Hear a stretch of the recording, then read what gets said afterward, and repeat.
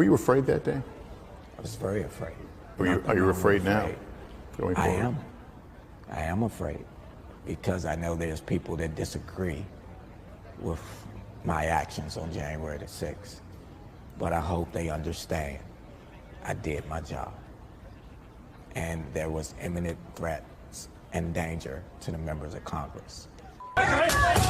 In the chaotic minutes before Lieutenant Michael Byrd shot and killed rioter Ashli Babbitt, a cascade of alarming messages crackled through his police radio. He yells for help and, officer down and screaming as they're being assaulted.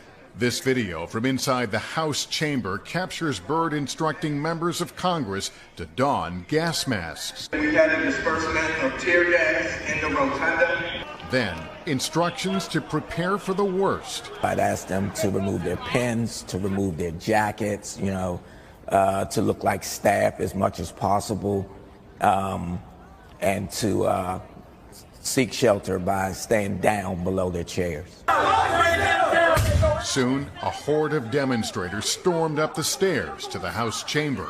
There's a gun! Hey, he's got a gun! He's got a gun! Byrd is seen taking a defensive posture with his gun drawn. I didn't even realize I had been yelling and screaming as loud as I was. Please stop, get back, stop. We see your arm out there for a considerable amount of time. Were you wavering?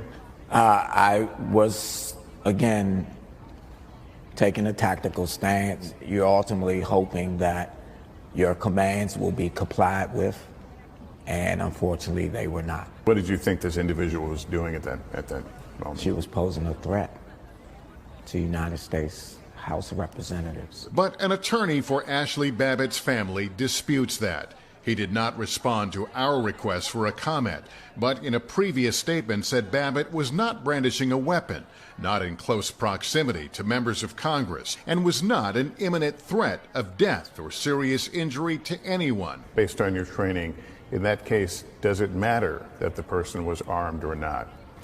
According to law, it does not. I know based on my training and my policy, what I did was appropriate. Multiple investigations have now upheld Byrd's actions on January 6th. Have you continued to question your actions that day?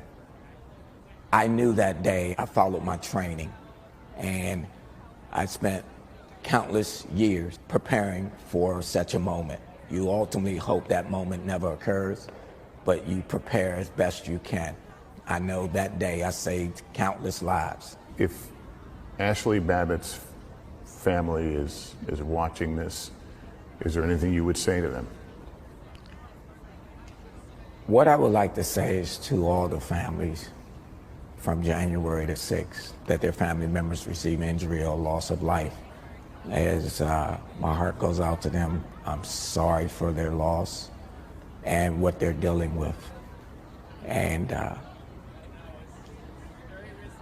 I pray that they find peace and comfort.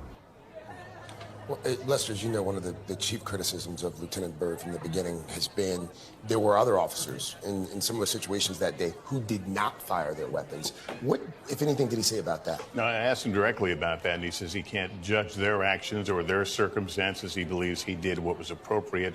Anecdotally, I've heard from officers who have talked about the proximity in some of those situations was just so close that the idea of withdrawing a weapon and using it didn't seem like an option, but he says they'll have to speak for themselves. Why did he decide to sit down? What was his motivation? He, the threats had been mounting.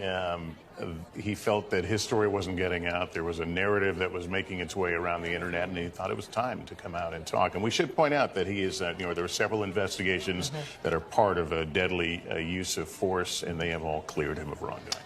All right, Lester, thank you so much. And of course, you're going to have more on Nightly News this evening. Thanks. Hey, thanks for watching our YouTube channel. Find your favorite recipes, celebrity interviews, uplifting stories, shop our favorite deals, and so much more with the Today app. Download it now.